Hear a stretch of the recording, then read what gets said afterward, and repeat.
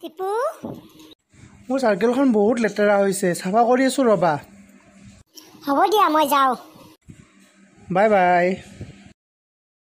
কি ধুনীয়া শহাপহু।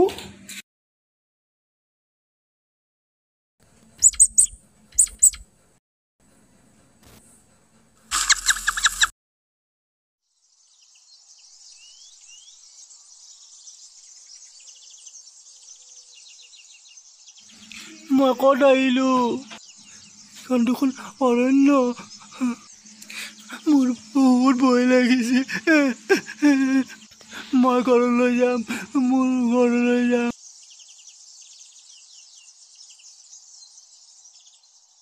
মই ঘৰত যোৱা বাটটো বিচাৰি পোৱা নাই।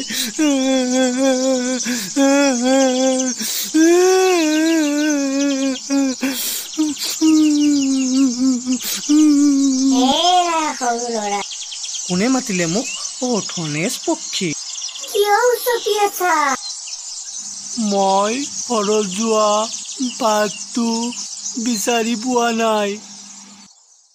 ভয় নকৰিবা, তুমি মোৰ লগত গছৰ ওপৰতে থাকিব পাৰিবা।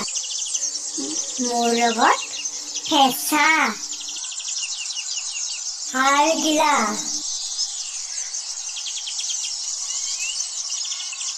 আজুলি আদিও থাকে। নহ'লে তুমি গমাৰি চোপাতে থাকিব পাৰিবা। তাত 12 টকা থাকে।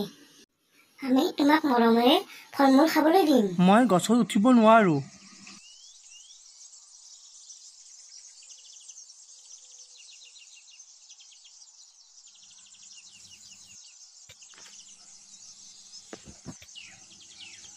এইটো এটা জলাশয়, বহুত ভাগৰ লাগিছে।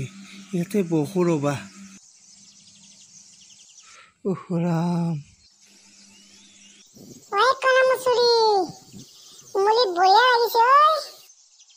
হয় পানী কাউৰী।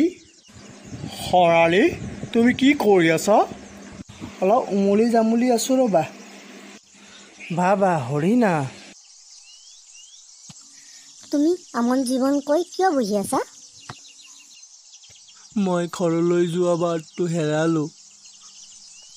তুমি আমাৰ লগতে থাকিব পাৰিবা।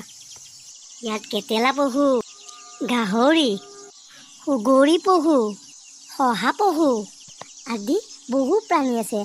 আমি সকলোৱে তোমাক মৰম কৰি ৰাখিম।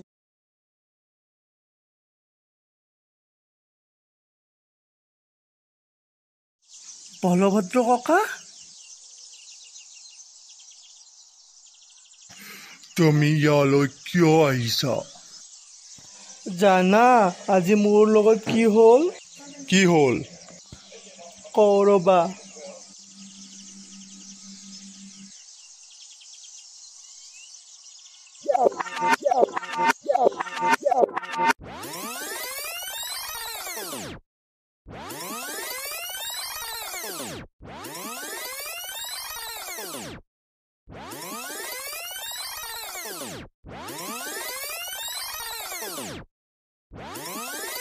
এনেকুৱা হৈছিল। বলা ঘৰলৈ। জানা ককা, অৰণ্যৰ প্ৰাণীবোৰ যে ইমান ভাল। সিহঁতে মানুহক অন্যায় নকৰে, মৰমহে কৰে। কথাটোতো হয়েই। মানুহে বন্যপ্ৰাণীক অন্যায় কৰিব নালাগে। অৰণ্যত বহুতো মূল্যৱান গছ থাকে, সেয়েহে আমি যধে মধে গছো কাটিব নালাগে। গছ-গছনি নহ'লে প্ৰাণীবোৰ বাচি থাকিব নোৱাৰে জানা। বলা ঘৰলৈ। বলা ককা। ঘৰ পাই গলো। ধন্যবাদ দৰ্শক বৃন্দ, মোৰ এই নাটকখন উপভোগ কৰাৰ কাৰণে।